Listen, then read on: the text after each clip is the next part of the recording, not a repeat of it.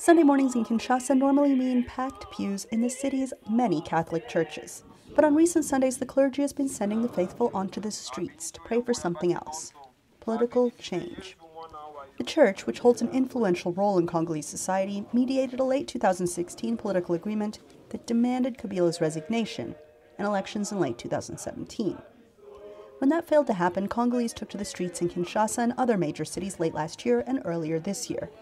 But security officials reacted harshly to the protests, and members of the clergy were arrested, wounded, and even killed.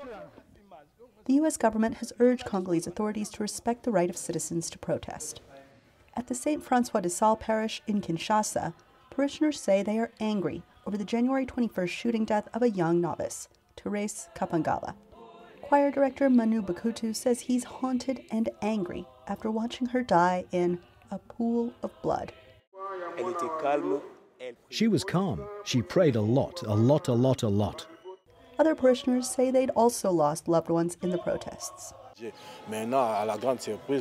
To our surprise, we learned that there are police who have gone so far as to enter the parish. They fired tear gas, and there were even real bullets. The tear gas made it to the inside of the church where my father was, and he got seriously ill Tuesday, and that's where he passed away. He left us January 4th. But they said this won't dim their faith. Parishioner Paul Buka says his protest injuries have only made him more determined. And how to do it when we don't have weapons. We can only protest with marches and raising our voices as high as possible so the world can hear us. Kinshasa-based priest Tshamala says he has been getting bolder in his sermons. Just under half of Congo's 80 million people are Catholic, and the church often steps in where the government has failed, running schools, hospitals, and social welfare programs. It's against all these social injustices that we want to get change, because the advantage of democracy, which is how we think of our country, is that at some point the people become aware that this one we chose has done nothing, and we can choose another in the hope of a better life. If nothing changes, he says, the protests will continue.